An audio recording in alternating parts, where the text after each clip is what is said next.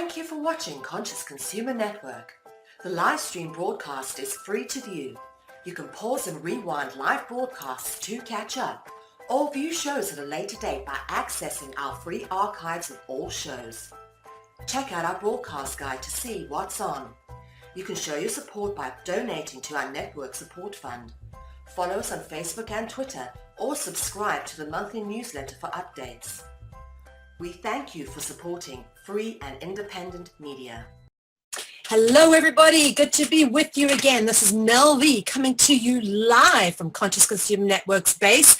And this evening is an episode of Dragonology. We are heading towards the end of season 3 and we had a scheduled broadcast of episode 13, but I thought I'd treat all you Dragonology lovers to just one extra little episode before we head on to the season finale. I like to slip these in, you see. Episode 12 of Dragonology, we covered some very interesting territory, so I kind of wanted to expand on that thought before we closed off the season with the epic episode 13. So just a little recap on what Dragonology is really all about. First off, we live in a draconian construct, an artificial construct, which really is a controlling structure that has controlled us by basically manipulating and deceiving us. And what we do here at Dragonology, with Dragonology, is we teach you to decipher the deception of the dragon through a study of words, language, literature, symbolism, art, architecture, anthropology, archaeology, religion, and of course, culture. The cult is capitalized for a reason, because it is really through cult programming that we have been cultured into this draconian construct. For those of you wanting to learn more or who have missed previous episodes, please check out our website, dragonology.info, where you'll find all the previous episodes of Dragonology season 1, 2, and 3. Of course, my 2 documentary films, Chasing the Dragon, and much more. So as we said, it's all about deciphering the deception. And the control of humanity is done through the manipulation of words and language. Humanity's thoughts and thus their actions are constructed of words. As Philip K. Dick often says, the basic tool for manipulation of humanity is the manipulation of words. If you can control the meaning of words, you can control the people who must use those words. So how is it that we think? It's generally we think in words and language. And my husband being Dutch and having lived and met me in London, and we spoke English and still speak English to each other, even though he's Dutch and I come from an Afrikaans background, which technically is Dutch as well. We both speak English to each other. And in fact, having grown up speaking Dutch his whole life, his whole young life, he says to me, it's funny because I actually now think in English. I no longer think in Dutch, which was an illustration to me, a very poignant moment and a light switching on, because it made me realize just how we think. We actually think in words and sentences. Yes, sometimes we think in images, but there's always some kind of label associated with those images that we have in our head, particularly as you get older and the programming becomes more and more ingrained. The more you read, the more you write, the more you learn, the more your thoughts are associated with words and language. So we absolutely do think in words, and we are programmed to think. Firstly, as we are born in images, because that's what we first see. And then we begin to associate words with those images, like a glass of water or, street man, boy, mat, cat, dog, whatever. And then those words are formulated into conjoining words, forming sentences, which ultimately lots of sentences make up entire languages. So we have entire language systems, which of course make up our thought-based processes as well. We spoke a little bit about our dear friend Claude Levi-Strauss, father of modern anthropology, an amazing man who basically came up with a theory of structuralism, and I have dealt with this before, but it's important to understand why structuralism is important, because this was really, through a study of anthropology, he was able to determine that things in isolation have no value. Really, their value lies in terms of their relations to other things. Therefore, a structure exists. And this is what we talk about when we talk about the Draconian construct, is a structure which controls humanity. And understanding how individual things relate to each other helps us understand how to decipher the deception of the dragon, which is actually in a very structured way. So once you understand the basics, the basic key indicators, you're able to decipher the deception for yourself. So structuralism has basically been defined as the search for the underlying patterns of thought in all forms of human activity. In sociology, anthropology, and linguistics, structuralism is the methodology which states that elements of human culture must be understood by the way of their relationship to the larger overarching system or structure. It works to uncover the structures that underlie all things that humans do, think, perceive, and feel. Alternatively, as summarized by philosopher Simon Blackburn, structuralism is the belief that phenomena of human life are not intelligible except through their interrelations. These relations constitute a structure, and behind local variations in the surface phenomenon, there are constant laws of abstract culture. Very important to understand that there are laws that are pervasive that determine abstract culture. Structuralism in relation to literature, because of course we deal with words and language here at Dragonology, is also a very important element to understand. In literary theory, structuralist criticism relates to literary texts to a larger structure, which may be a particular genre, a range of intertextual connections, a model of a universal narrative structure, or a system of recurrent patterns or motifs, such as symbolism. Structuralism argues that there must be a structure in every text, which explains why it is easier for experienced readers than for non-experienced readers to interpret these texts. Hence, everything that is written seems to be governed by specific rules or a grammar of literature. In school, we are taught to grammar. We go to grammar school. That one learns in educational institutions, and that are to be unmasked, as these rules of grammar are the rules of the Draconian construct and hide a much deeper meaning. An example of this, of course, is the Bible. The word Bible comes from the Greek word biblion, meaning books, because the Bible is actually constructed of books. You talk about the book of John, the book of Genesis. There are a number of books which make up the Bible. And in fact, the word biblion can be found in words such as bibliography. For example, when people want to interview me, they ask me to send over a brief biography or bibliography so that they can publish a promotional piece prior to the interview. Or, for example, the word biblion turns up in the word bibliotheek, which is the Dutch or Afrikaans word for library. Now, books are composed of symbols, letters, words, sentences, and sometimes artwork. In fact, sometimes artwork are in fact symbolic representations which indicate words or phonetic qualities. An example of this, of course, being Egyptian hieroglyphics, which is largely a pictorial or motif-based language as opposed to being symbolically represented. But in their own way, they are actually symbolic representations. Many people don't realize that over the past 2,000 years, the Bible has changed a great deal. There are no first editions, so we don't really know what the original construct of the Bible actually was. What we have now are copies, the first of which were made hundreds of years after the events supposedly took place. That's the events that are written about in the Bible. And for the first 1,000 years at least, copies of the Bible were made by hand and not by professionals. In fact, many of the scribes couldn't even read or write. They were just tasked with copying the symbols over because they weren't to understand the deeper allegories. And as a result, this has led to many errors, omissions, misinterpretations, and changes in the original text. One way to, however, grasp the lost meanings of words and sentences and symbolic allegories is to look at the etymology. Now, the word etymology comes from the Greek word etymos, which means truth.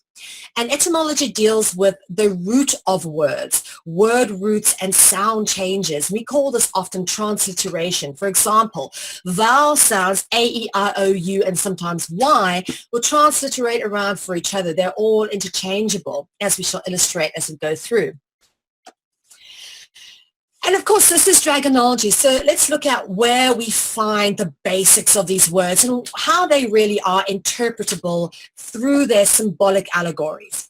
And one of the most interesting places to kind of get a grasp of how the dragon has been interpreted into different symbolic allegories is to look at this verse from Revelations, verse 12, chapter 12, verse 9, from the Bible. It says, "And the great dragon was cast out, that old serpent called the devil and Satan, which deceiveth the whole world. He was cast out into the earth, and his angels were cast out with him." So the three key words to kind of understand here is dragon, serpent, and angel, because it's saying that the dragon was a serpent and that he was also an angel. Okay, the devil or Satan was an angel. Lucifer, we know, we think of, and we've been taught of as the fallen angel. So all these three words are symbolic representations of each other, and we'll get deeply into that tonight. Dragon symbolism is constant throughout the Bible. There are constant references to the dragon in various symbolic forms. And of course, this is a medieval depiction of the scarlet whore of Babylon carrying the Holy Grail on top of a seven-headed dragon. Of course, everybody's bowing down and worshiping before the dragon, because that is, of course, the root religion, ophiolatry, dragon worship. And that is the religion from which all other religions come and from which all other holy books are originated. As we mentioned, the serpent is a predominant feature when you talk about the dragon, and often the serpent is a representation of the dragon.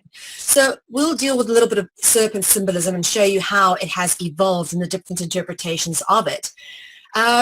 Dragons are often, as we say, symbolically represented as serpents, and this is an artwork from Lucas Cranach the Elder. And after a certain point, when he was initiated into these secret societies, he only signed his artwork with the motif of a black dragon holding a ruby ring in its mouth and wearing a crown. This black dragon also happened to be winged, like a winged serpent or a winged dragon. Interesting to notice, of course, various interpretations of the story. This is the Michelangelo interpretation of the fall of man. Obviously, the serpent giving Eve the apple, which is over there. But look at how the serpent is represented as half human, half serpent, like a shape-shifting effect going on. And, of course, those familiar with David Icke's work will know what the term shape-shifting means, and often refers to dragons as reptilians. They are, in fact, one and the same thing.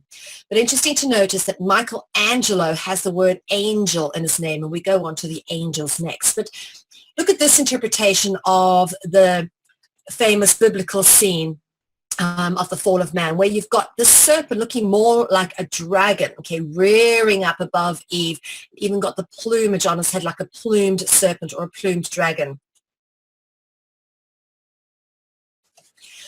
Right, as we said, we're going into the word angel. The angel appears in Michelangelo, an initiated artist, and of course William Blake. You only need to read his poetry to understand just how in knowledge this man actually was. The word angel is rooted in the words angui and angui, and that's where the word angel comes from, which of course are Latin words for serpent or dragon, interestingly enough. So this is categoric proof that the word angel is actually representing a dragon. When you're talking about angels, you're talking about dragons. And a lot of people get really hit up about this when I say this, because like, oh, you know, the angels are good and whatever else, and, you know, the angels protect us and guide us, and there is that interpretation. Yes, the dragon is expressed in a form of duality. Interesting to notice this particular picture of the archangel Gabriel. Now, notice Gabriel's always depicted in red and green. You see green in the wings and red over there, but also in the robes. Gabriel is always depicted in red and green. Now we're going to look at some angel root words. And these are words which have the angelic word root in. Now, remember what we've already said. Angels are in fact dragons. So technically, although they're angel root words, they're also dragon root words. So it's important to understand that. One of the key words that I always find very interestingly associated with the dragons or angels and shows the true nature of the angels is the word anger. Because what you'll find is a lot of very negatively polarized words are in fact rooted in dragon root words. They've got dragon root words in them. And of course, here we've got stranger. Okay, and when you think of stranger, you might think of perhaps a foreigner or even an alien, if you want to extend that allegory, which of course is what we think of these draconian beings as being, as alien, because they're not humanoid or human-like. And of course, manger has anger in as well. We'll get onto the manger. Of course, Jesus was born and placed into a manger. And then danger. Notice a very negatively polarized word as opposed to being polarized with the love vibration. It's more polarized with a fear vibration, anger and danger. Ooh, both very negative words.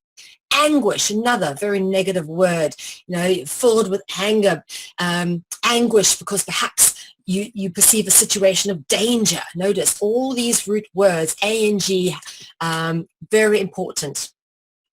We'll also be dealing with angle tonight, just to give you an interpretation of what the word angle and where it comes from and where it turns up. And of course, Anglican, as in the Anglican Church. Not by coincidence that it's called that. And we'll look at the word evangelist. Of course, the word evangelist has the root word angel in it, very obvious over there. And then we get on to fruit. Of course, when in the Garden of Eden, Eve was handed an apple. She was handed the forbidden fruit. A lot of these fruit have the dragon root word or the angelic root word in them. We've got orange. It's got two dragon root words. It's got the O-R, one of the most common dragon root words, or, and it's got the orange, A-N-G-E at the end. All you need is the L, and it's angel. And of course, tangerine, a fruit very much like an orange. It's got the anger root in there, but a tangerine and orange are not too dissimilar. And then, of course, you've got the mango, all right, which, of course, has the A-N-G root in. Tango, as in the dance. We learn that all sort of culture, theatre, sport, all rooted in dragon worship. Then Angkor Wat. This is a amazing structure in in Cambodia, which is actually on the ground like the shape of the constellation Draco, as it was 12,500 years ago. So Angkor Wat, the temple structures are laid out in the same configuration as the constellation Draco. And then you've got Pangu, A-N-G-U, which of course comes to Chinese mythology, the character associated with creation in Chinese mythology. Also has the angelic or dragon root in it. And then sang, sing or song, sang being past tense, sing being the present tense verb, and song being the noun. You sing a song or you sang a song. And of course, this is a great example of how the vowel sound is transliterated out for each other. The word language is interesting because this is where we get to prove that angels actually gave us our written and spoken languages, just because you can find the dragon root or the angelic root in the word language. And of course, when we're talking about language, we also talk about, you speak slang, that's a slang word. Oh, you don't want to talk like that. That's slang. It's not proper English. Or we use the word slang in terms of something called Cockney rhyming slang. Having lived in England for nearly a decade, something I became familiar with is Cockney rhyming slang. They talk about, oh, I went up the apples and pears, meaning I went up the stairs. Or another one, let's have a butcher's, meaning let's have a look. Butcher's hook, look and hook actually rhyme. So they go, oh, let us have a butcher's, meaning let's have a look. And there's variations of these Cockney rhyming slang narratives, but that is where it sort of comes from. It's a codified way of speaking. And sometimes, like in real urban parts of America or England, these kids have so many, funny words. Like I really like the rapper for shizzle, like as in for sure. That's a slang word. And what's also interesting to notice is if you look at this word slang and you put it into its Dutch context or its Afrikaans context, the word slang actually means snake. In Afrikaans or Dutch, a snake is referenced as a slang, okay? And it's spelled exactly like that. And then, of course, there's the word English, which, English is the language of the angels. The word English in French is written as Anglais with the A-N-G dragon root. And then, of course, in Latin is Anglicus. English, of course, the E replaces the A. Excuse me. I'm back. And then, of course, there's messenger. This is a good example, again, where you have this is the anger root word. So you've got anger, but the A replaced with the E, anger. So they're talking about angels being messengers of God.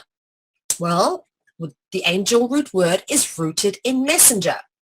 And there's this ENG root, like in English, is found in words such as revenge, avenge, which are pretty much synonymous with each other. And of course, henge, as in Stonehenge. And there are many henges throughout the world, which are typically used as places of ritual worship or sacrifice. Of course, we did mention the word anger being right at the top. You're going to deal with a few of the words in this list that we've got going here, just to give you some examples and prove categorically that these are angel root words. As we said, these are words which are very negatively polarized: anger, danger, stranger, anguish, and other words which, of course, come from this negative polarization of, the fear vibration, not the love vibration, which includes the word fear, by the way. You've got fury, which is very similar to being angry. Panic. If you're in danger, you tend to panic, perhaps because if you're in danger, you're going to be caused pain by a stranger. And terror and fright are also tied into dragon root words. You've got the dragon root word there, and of course, you've got the root word rit, R-I-T, over here, which is very interesting. And we'll deal with the RIT, rit, or ritual root word in a bit. But these words are all also rooted in dragon etymology. In fact, in Greek mythology, there is such a thing known as the Furies, which when you start going into more Celtic mythology, they're called fairies or the fae. So very interesting to note that all these negatively polarized words are actually also rooted in dragon etymology. And then, of course, the word angle. Not too hard to see how that is rooted in angel etymology. All you have to do is take the E and put it in between the G and the L. Right angle, okay? Let's have a look at the word right angle. First off, the word right, R-I-T, with the R-I-T root word, and then you've got the R-I-T as in rit or ritual, okay? So ritual is an important aspect because it relates to something very specific. And for those of you wanting to learn a little bit more about the concept of ritual, please feel free to download a copy of my Secrets of the Kalahari, where we speak to Associate Professor of Archaeology at Norway University in Oslo. That would be Professor Sheila Coulson, where she explains the elements of ritual and why ritual is absolutely so important to our modern day culture.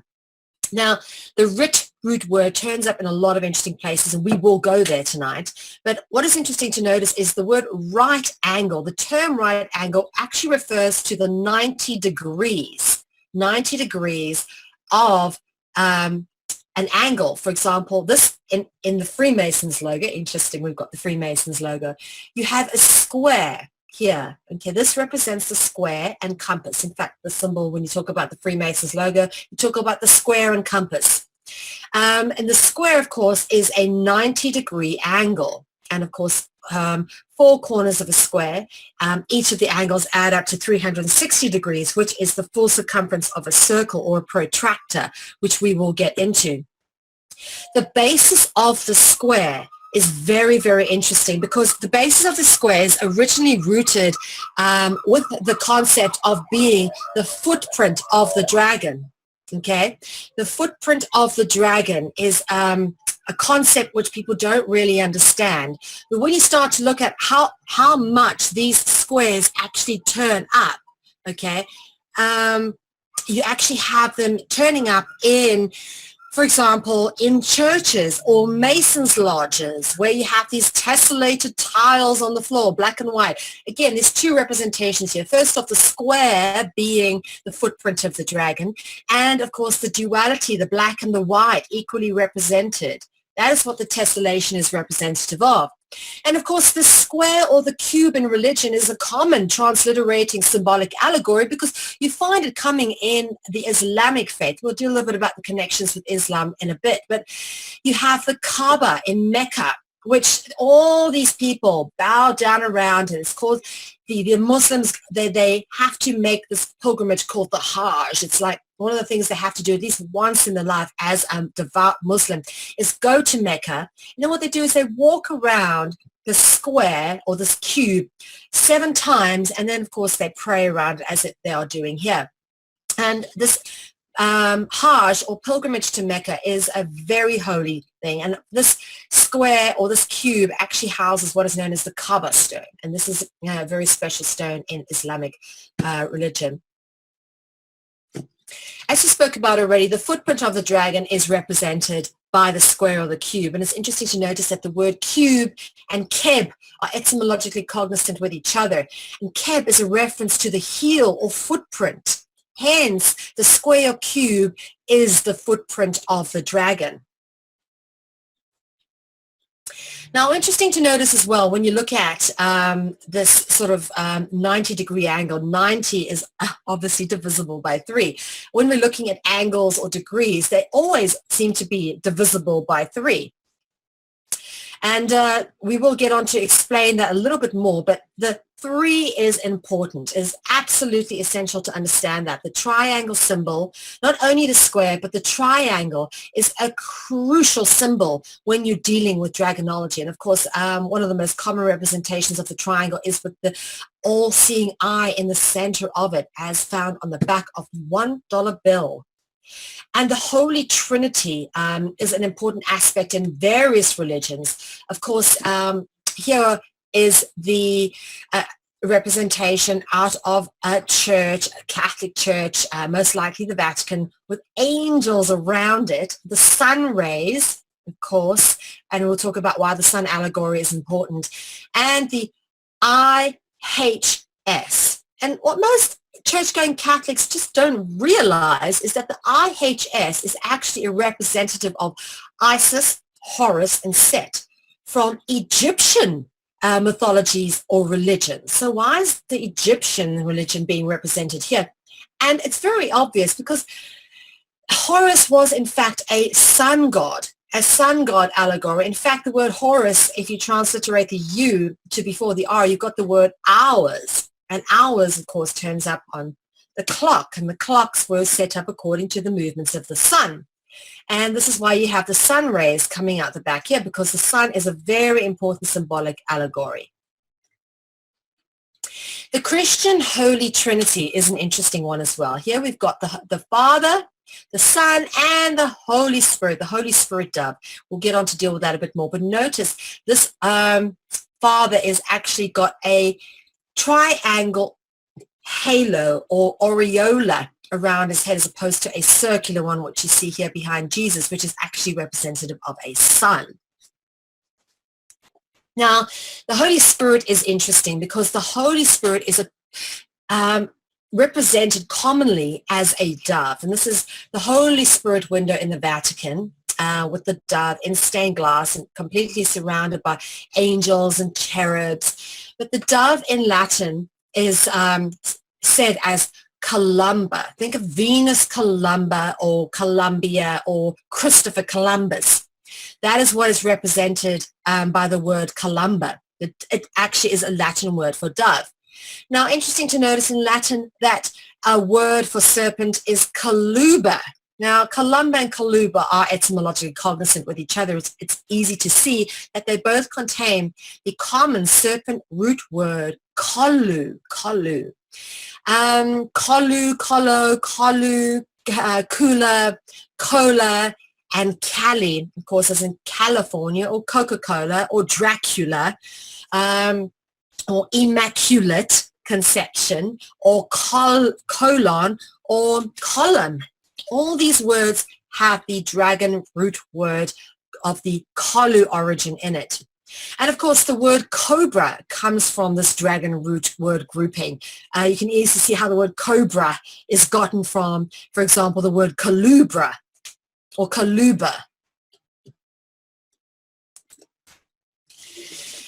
Okay, so we were talking about angles. Angles are interesting because this is where you start to realize how important the sun allegory is to the whole dragon serpentine mythology.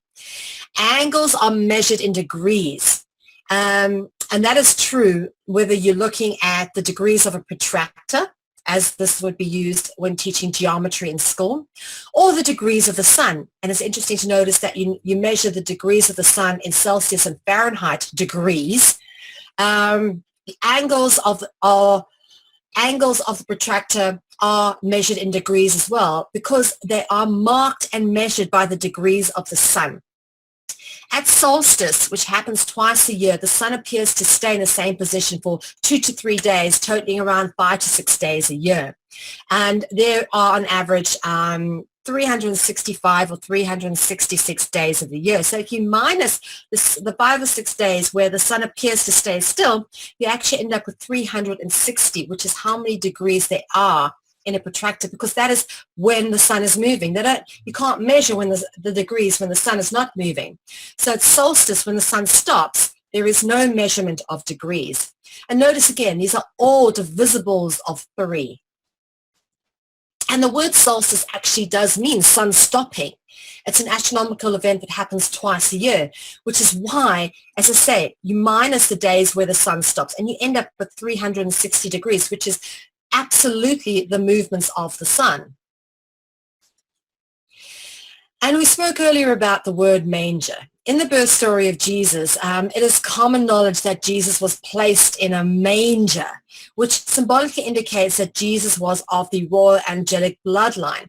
And the Merovingian dynasty actually claimed to be descended from Jesus and Mary Magdalene. So it's not an uncommon theme when you're dealing with angelic or draconian royals. That some of them actually believe that they were descended from Jesus. And the proof that we say that Jesus was placed into a manger, for me, is etymological proof of his serpentine or draconian origin. But of course, the symbolic allegory of Jesus has always been of a sun god, much like Horus. In fact, Horus is the Egyptian Jesus, and Jesus is the Christian Horus, which is why you find in the Catholic Church the high IHS, Isis Horus Set, because they're clearly alluding to the fact that there is a relationship between the two. In fact, Christ has always been assimilated to the sun, and this is indicated by the fact that it's commonly depicted with an aureola or a halo or solar rays coming out from behind him. In some cases, a solar cross representing the cross of the zodiac. And we'll get into the cross of the zodiac in a moment. In fact, let's jump to that one. I will go back. The cross of the zodiac is represented by the solstice and the equinox lines, which are in the zodiac. And the zodiac is actually a figurative and symbolic representation of the sun's journey through the course of the sky over the space of a year. And you may notice that the zodiac is divided up into 4 seasons: winter, spring, summer, and autumn. And in all these 4 seasons are 3 symbols, which are typically referred to as horoscope symbols. For example, I am born on the 23rd of May, so I am typically what's known as a Gemini, the twins. So here are the twins over here. So this is actually what is being represented. And much like all the Grand Masters, Leonardo da Vinci was no exception. He himself was an initiated artist endowed with the secret knowledge of this occult symbolism. So what you have was the 4 seasons as represented here, spring, summer, autumn, winter, with each season having 3 months. And of course, Jesus being the sun at the center, which is what is represented here, which is why the cross of Jesus comes from this symbol, the cross of the zodiac. Now, people get a little hit up when I say that English is the language of the angels, but this is very provable when you start looking into the etymology of the word English. A good example of this is you just have to go over to Dutch, which is my second language. The Dutch word for English is Engels, and the Dutch word for angels is also Engels. So they are the same word. And for me, this clearly proves that English was the language of the angels. The French word for English is Anglais. Here we got the A-N-G, angel root. Of course, you see the vowel sounds transliterate out, of course, for the Spanish word for English, of course, being Inglés. Then the Latin word for English, of course, Anglicus, which is where you get the word Anglican, the Anglican church, the English church. As you spoke about earlier, the words for writing and ritual have some interesting, I beg your pardon, the word writ has some interesting words where it can be found. For example, the words writing and ritual contain the root word writ, indicative of ritual or rite. So here in the word writing or to write, writing, written language, you have the RIT root word, because writing is in fact a ritual, proven by the fact that the root word is there. All languages come from a common root language via the way of Sanskrit. Now we're talking about the Proto-Indo-European languages, okay? Very interesting to notice that the word Sanskrit also has the root word rit in it. Now, there was a different language that came out of the Atlantean era, which is not related to the Proto-Indo-European languages. Actually, it is related, but it's much further back and much older, because all language actually came from a common root language. But we're dealing specifically here with the Proto-Indo-European roots. Now, here again, for me, is more proof that our languages were given to us by the dragons or the angels, because the Hebrew word which references the Hebrew language is Ivrit. And again, the word Ivrit contains the root word writ, just like Sanskrit or writing. So the writ root word turns up in the Hebrew word for the Hebrew language. Very interesting, because that's not the only place you find the word writ turning up. The word writ turns up in Ifrit. Look how very how very similar Ifrit is to Ivrit. In fact, in the Germanic languages, the V is pronounced as an F sound. I use the words Volkswagen, which in America people would say Volkswagen. We're talking about the car, of course, the VW, we sometimes call it.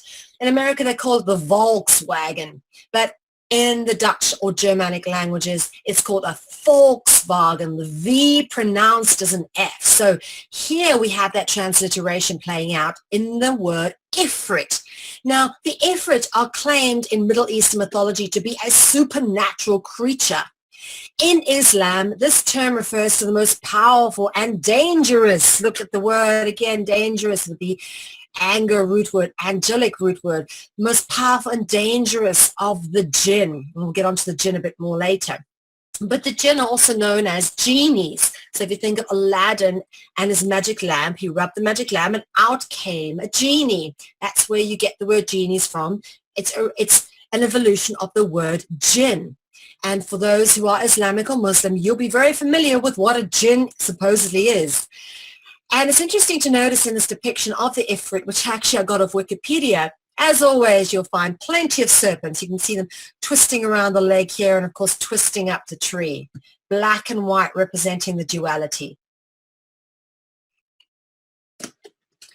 And when we talk about languages and we talk about, how we learn to understand languages, when we go to school, we are taught to spell words.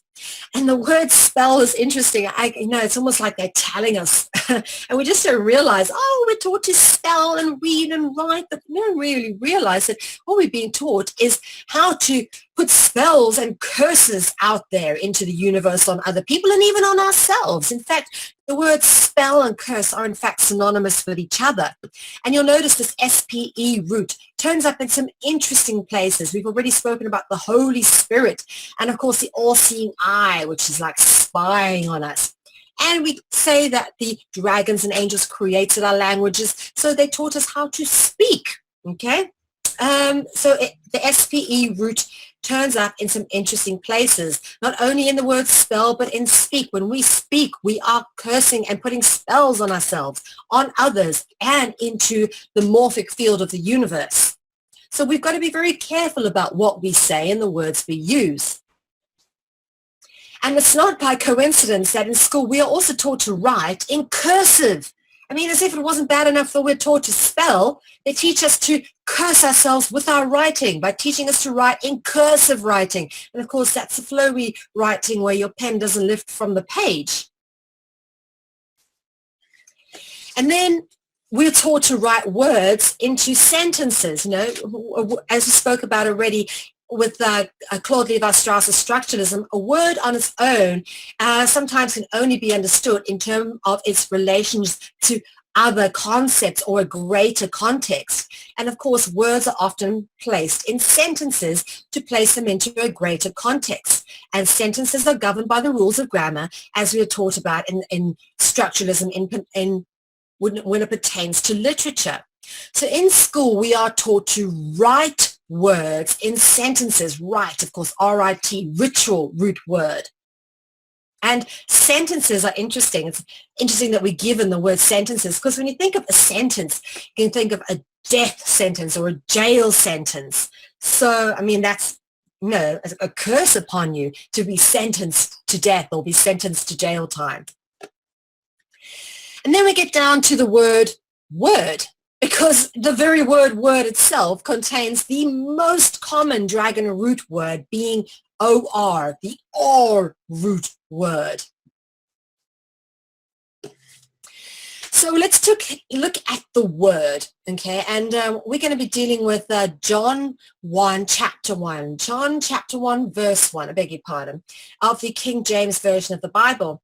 And it's interesting to notice, here it says, in the beginning was the Word, and the Word was with God. In other words, God gave us the Word. The dragons, who were, when we talk about dragons or angels, we're talking about gods or reptilians or royalty, okay?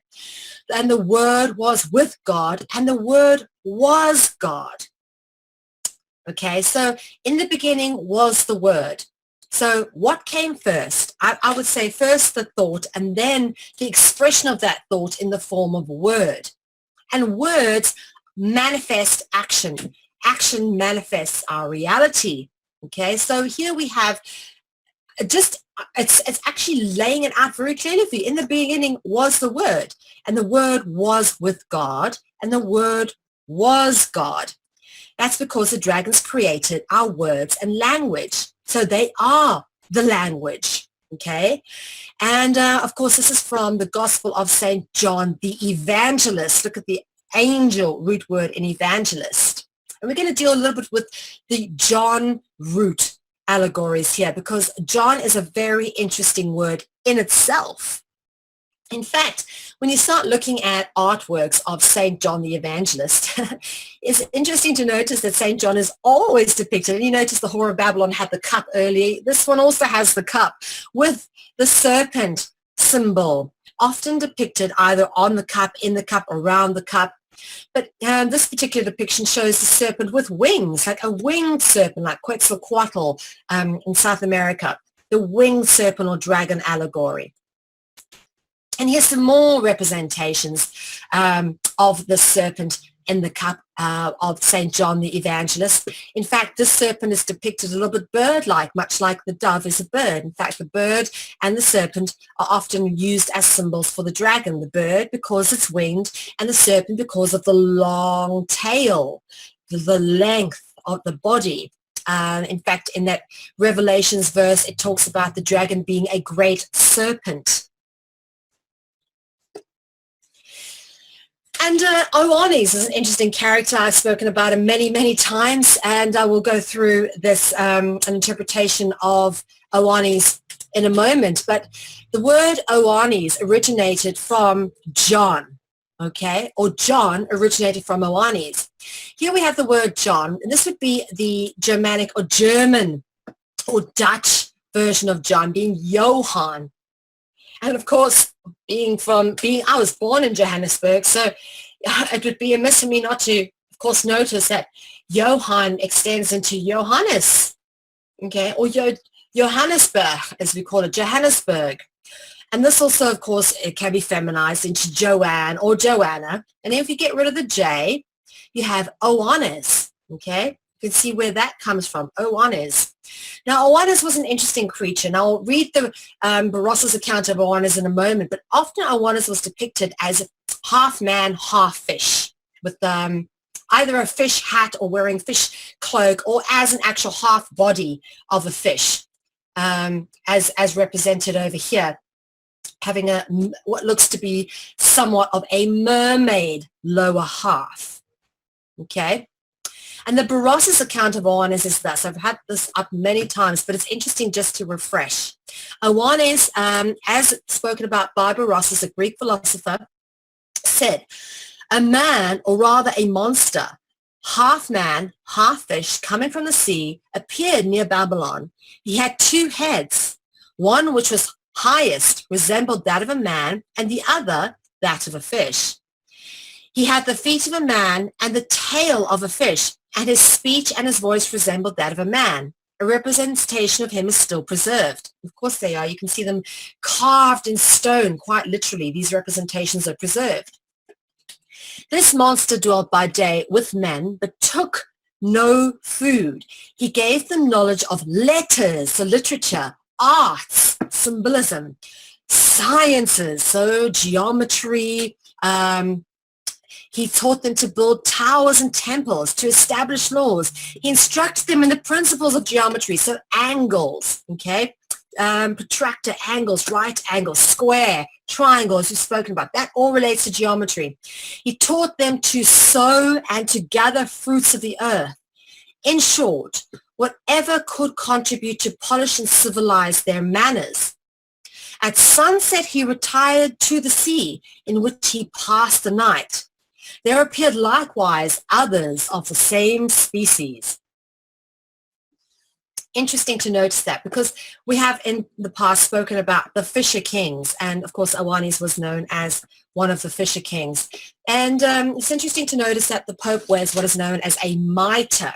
His religious hat from Babylon is actually the hat of, or a representation of the priest of ancient Babylon, sometimes known as Dagon, which if you put the R there, you have dragon, okay?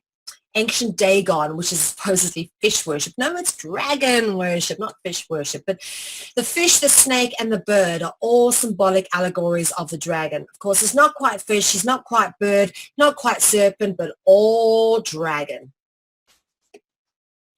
The word John, of course, can also be derived from the jinn, and it's not too hard to work this one out. Of course, the J and the N are constant as the consonant sounds, but the O transliterates out as all vowel sounds can do with each other. So from John, okay, John came from the word jinn. And we spoke about the jinn already. For those familiar with Islam, you'll know what the jinn is. And there are various roots that can be sought from the word jinn. Of course, the DJ, J, is represented as a cobra at rest in Egyptian hieroglyphics. And from this, you get the word JINN, jinn, Jen as in gene or Genesis, or genie, as we spoke about already. And of course, you get gon, G-O-N, which you find in the root of dragon. And here's some Islamic or Muslim style artworks, at least 100 years old, both of them. And it clearly shows you winged humanoid beings, which are clearly representations of the dragon or the jinn. As we said, there could be angels, but angels are in fact dragons, and that is what the jinn are. And of course, you wouldn't be amiss to spot the serpent, because there's always serpent symbolism involved with the dragons. And something that actually proves the fact that all religions come from a common root is that you find the similar characters turning up in different religions. For example, the archangel Gabriel, as we said, often depicted in red and green. Even in the Islamic religion, he's depicted in red and green. In fact, Gabriel's referred in the Islamic faith as Jibril. And here you can see actually he's got wings coming off the arms there. And it is said that Gabriel actually instructed Muhammad and gave him the commandments and some of what became known as the Quran. In fact, all religions come from a common root religion, and they all have a common origin, being that of ophiolatry. Notice the dragon root word ophi, O-P-H-I. All religions come from this common root. And these religions are actually just variations of each other. In fact, the Roman Catholic Church created the Islamic faith. In fact, Muhammad's wife was 20 years older than him and a very wealthy Roman Catholic nun, and she mentored Muhammad to be the leader of this new religion created by the Roman Catholic Church. And the Roman Catholic Church created Islam as a controlled opposition element. And when that controlled opposition became an uncontrollable opposition, they then decided to destroy it in what became known as the Crusades, indicating the true horror of the Roman Catholic Church. They will very easily destroy their creation when their creation does not obey. And as we've already spoken about, the dragons were the givers of knowledge, taught us how to read, write, taught us geometry, instructed us in the arts. And of course, this is a representation of Thoth. And Thoth was one of what was known as the Fisher Kings, those group of advanced dragon beings which appeared after the epic floods, the great deluge, the post-diluvian gods that appeared at various places in the world to re-civilize man. And Thoth was one of them. And of course, much like Horus, Thoth is depicted with a bird's head, more like although Horus is depicted with a peregrine falcon's head, Thoth is depicted with the head of an ibis. Interesting to note, again, the moon and sun symbolism over here, and the symbol of the resting cobra. That would be the phonetic sound DJ, J, and always shown at the top. Here we've got the feathers of Mart depicted underneath. So the judgment, okay? Again, the feather of Mart is weighed against your heart when you pass on by Anubis, and who is the god of judgment. And if your heart is too heavy, then you supposedly go to the Egyptian version of hell. But interesting to notice all the symbolic allegory playing out. Dragons were the givers of knowledge, and it is the dragons that taught humanity to speak, spell, write, and paint. Okay, the art forms, glass making, just about everything that we consider as part of our modern day culture, skills and crafts came from the dragons. For those of you who want to learn how to break the spell of your enslavement, please do go help yourself to a copy of my book, Dragonology Spell Breaker. It is available on our website, dragonology.info. And it really gives you a breakdown of absolutely everything we talk about in terms of how to decipher the deception of the dragon by learning the root words and picking up on the same themes and the same patterns which reoccur again and again and again. There's always very similar laws which hold all these symbolic allegories together. And for those of you who have missed any of the work that we've done here as the Dragonology series, Season 1 and 2 and 3 are in fact available in the archives on dragonology.info. Please do go help yourselves and check out past episodes. And they're Of course, Dragonology airs exclusively on Conscious Consumer Network. Please do check out consciousconsumernetwork.tv to get up to date with all the other broadcasts which are coming out of Conscious Consumer Network. Our broadcast guide is in fact updated weekly, and if you miss anything, all broadcasts are in fact archived on our specially dedicated archive website, ccn.media. And please, guys, do go check out my website, stopsouthafricangenocide.org, and please take some time to learn about the genocide that's going on in my home country of South Africa.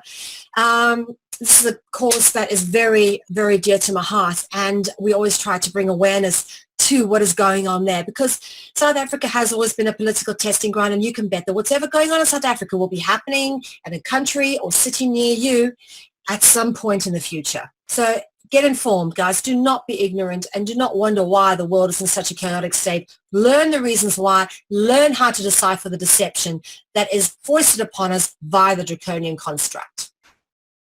You can also check out some of my documentary films. The Last of the Boys is available on Stop South African Genocide. And of course, The Secrets of the Kalahari is available at dragonology.info, which is the same place where you can download a copy of my book from. Secrets of the Kalahari is extremely interesting in understanding the oldest ritual worship site to have yet been discovered, a 70,000-year-old ritual worship site. And this is the documentary which has the interview with Professor Sheila Coulson. The South African Guide to the Global Conspiracy is available to download for free from Stop South African Genocide, so please help yourself to a copy of that book. It details, obviously, the perspective of the genocide pertaining to South Africa, which is important for everybody to know. And, of course, please support free and independent media. We do rely on public sponsorship and support to keep this network going, so go to our network support fund to make a donation and keep independent media on the air. As always, we thank you for your time and attention. My name has been Mel V, and this has been Dragonology. As always, it is a privilege. We'll see you again. If we want to change the world, we must first change the media. Mainstream media exists for the purposes of indoctrination and manipulation of public perception. The world of free and independent media is growing, and with the upsurge in information now available in the public domain, it has never been easier to access free and independent media. The exploration of this information resulted in an experimental project which would provide a fully supported space for researchers, whistleblowers, and seekers of all kinds to express themselves and educate the world. On the 1st of January 2015, Conscious Consumer Network was launched to the world. Nobody thought we would make it this far, but CCN is the longest running free and independent media network of its kind. CCN is a unique collaboration of hearts and souls, bringing you information from different perspectives to educate and inform. Since we started CCN, we have had only one desire: the pursuit of a free, fair, just, sustainable world. And this has not changed. Having overcome many challenges over the last 2 years, CCN is here to stay, and we've got great things lined up for 2017. Help keep CCN on the air by supporting the 2017 Network Support Fund.